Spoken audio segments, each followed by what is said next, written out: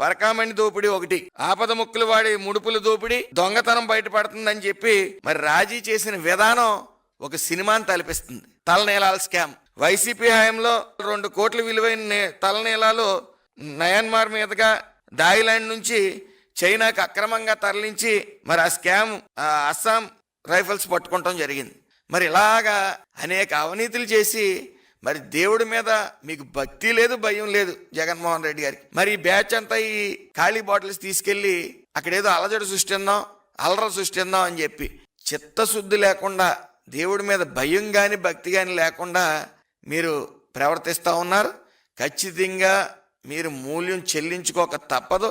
అలాగే కొడాలని కూడా గతంలో ఒక హనుమాన్ విగ్రహాన్ని ధ్వంసం చేస్తే అందులో ఏముంది, పెద్ద ఇష్యూ చేస్తున్నారు, మళ్ళీ ఇంకో విగ్రహం పెడతాం, పెద్ద పోయింది ఏముందని చెప్పి మాట్లాడటం జరిగింది. మీరు నోట్లో పాన్పారగేసి ఆ నిశాన్ని నెత్తి మీదకి ఎక్కి నోటికొచ్చిన వాగుళ్ళు అన్నీ కూడా ఉన్నాయి. మీరు మద్యం మత్తులోని కులాల మధ్య హిందువుల మనోభావాల పట్ల ఆటలాడుకుందామని చెప్పి ఇలాంటి వెకిలి చేష్టలు చేస్తే మరి ప్రజలు గమనిస్తా ఉన్నారు. ఆ దేవుడు గమనించాడు కాబట్టే మీలాంటి వాళ్ళని ఎక్కడ కూర్చోబెట్టాలి, కనీసం ప్రతిపక్ష హోదా కూడా లేకుండా పక్కన కూర్చోబెట్టారు. ఇంకా బుద్ధి రాకుండా మీరు ఈ ఆలయాలతోని, ఈ ప్రసాదాలతోని, ఈ తలనీలాలతోని ఇంకేది పడితే ఈ స్కామ్.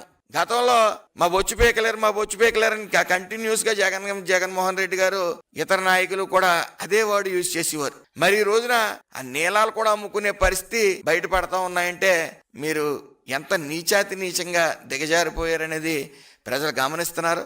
దయచేసి ఇప్పటికైనా సరే మీకు చిత్తశుద్ధి ఉంటే మీరు దేవుడి పట్ల భయం భక్తితో మసలండి. అంతేగాని ఈ బాటిల్స్ పెట్టించడం, మీరు ఎన్ని వెకిలి చేష్టలు చేసినా అక్కడ అనేక సీసీ క్యామ్లు అన్నీ కూడా అక్కడ ఏర్పాటు చేయడం జరిగింది.